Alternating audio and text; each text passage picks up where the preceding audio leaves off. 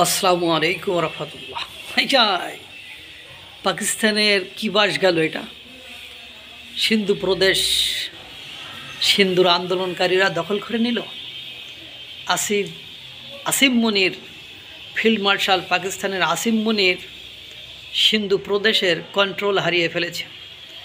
আন্দোলনকারীরা সেখানে যে আন্দোলন চালিয়েছে বা সেখানে যে তৎপরতা দেখিয়েছে সেটা বিধ্বংসী। সেখানে সেনাবাহিনীর গাড়ি ঘোড়া টোড়া যা আছে ভেঙে চুরে আগুন দিয়েছে। সরকারি যে স্থাপনা আছে সেগুলোতে আগুন দিয়েছে।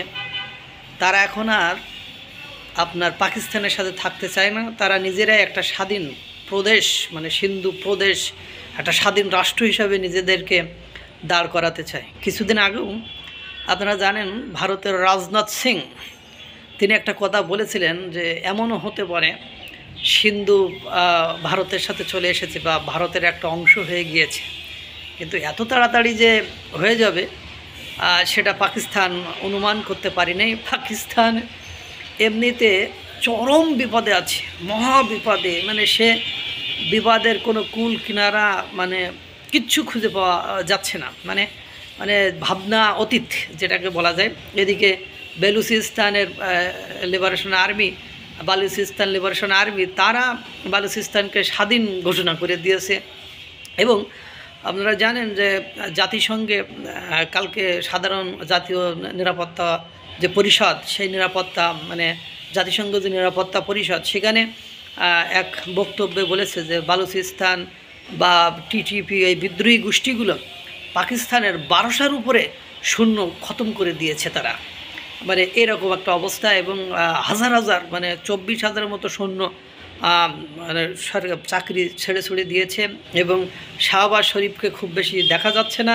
মানে ফিল্ড মার্শাল আসিফ মুনিরকে সংবিধান পরিবর্তন করে মানে বেশি ক্ষমতা দেওয়ার পর থেকে শাহবাজ শরীফ বা ওই দেশের মন্ত্রী মিনিস্টার যারা আছে তাদেরকে খুব বেশি দেখা যাচ্ছে না। এখন সিন্ধু প্রদেশ যদি স্বাধীন হয়ে যায়, এই মুহূর্তে পাকিস্তান সিন্ধু প্রদেশ, বালুচিস্তান এগুলোকে তারা বিদ্রোহীদের গোষ্ঠী থেকে বা বিদ্রোহীদের বা আন্দোলনকারীদের কাছ থেকে কোনোভাবে নিয়ন্ত্রণ করতে পারছে না।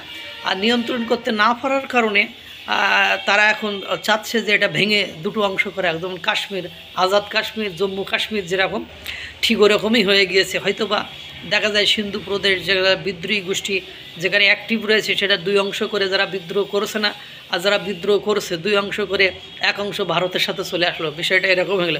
বালুচিস্তানের স্বাধীনতা বিদ্রোহী গোষ্ঠীরা ইতিমধ্যে করে ফেলেছে। পাকিস্তান শেষ, অর্থনীতি শেষ, রাজনীতি শেষ। এখন ফিল্ড মার্শাল আসিম মুনির তার প্রচেষ্টায় কতটা রক্ষা পাবে বা কতটা টিকতে পারবে, কতটা টিকে থাকবে সেটা দেখার বিষয়। এর আগেও দেখা গিয়েছে যখনই সামরিক সরকার এসেছে তখনই কোনো না কোনো অংশ হারিয়েছে। যেমন বাংলাদেশ হারিয়েছিল এর আগে জম্মু কাশ্মীরের অংশ হারিয়েছে, মানে এরকম হারাতেই আছে। সুতরাং সিন্ধু প্রদেশ সম্পূর্ণ ফিল্ড মার্শাল আসিফ মুনিরের নিয়ন্ত্রণের বাইরে। হয়তোবা সেটা ভারতের সাথে যুক্ত হবে, নতুবা তারা স্বাধীনতা লাভ করবে। সেখানে সেনাবাহিনী তাদেরকে নিয়ন্ত্রণ করতে হিমশিম খাইয়া গিয়াছে। আল্লাহ তাআলা সকলকে ভালো রাখুক, সুস্থ রাখুক। আসসালামু আলাইকুম ওয়া রাহমাতুল্লাহ।